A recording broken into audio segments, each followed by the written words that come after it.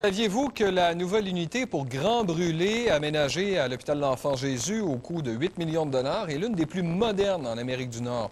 Aujourd'hui, on a ouvert les portes à notre caméra à l'occasion du lancement de la 21e campagne de l'autopompier, une campagne de souscription qui permet d'amasser de l'argent pour aider les grands brûlés. Mario Vaillancourt va nous montrer cette nouvelle unité ultramoderne.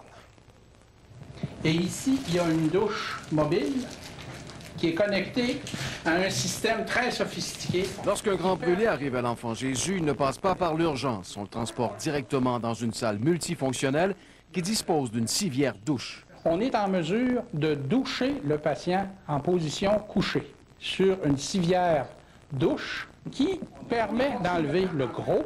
Comme un grand brûlé peut rapidement souffrir d'hypothermie, les salles d'opération sont munies de plafonds chauffants. On a compensé pour les changements de pansement en mettant un système de chaleur radiante pour diminuer la perte de chaleur le temps qu'on va faire les traitements de ces gens-là. Transférée de l'hôpital de Saint-Sacrement il y a un an, la nouvelle unité peut accueillir une dizaine de patients simultanément. Ça diminue les risques d'infection, ça diminue les complications, ça favorise la guérison.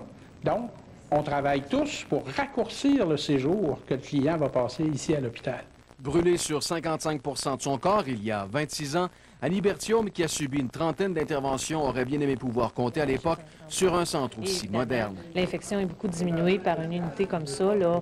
Il y a beaucoup moins de risques d'infection et c'est vraiment important que la recherche continue dans ce côté-là. Un centre qui, en plus, sera bientôt doté d'un laboratoire ultramoderne dédié à la recherche. Poursuivre la recherche sur la guérison des plaies, sur la culture de peau et sur la reconstruction des différents organes. La peau, la cornée aussi, comme je vous disais, la surface de l'œil. Quant à l'autopompier, on espère vendre 500 000 billets à 2 $ d'ici le 6 juin.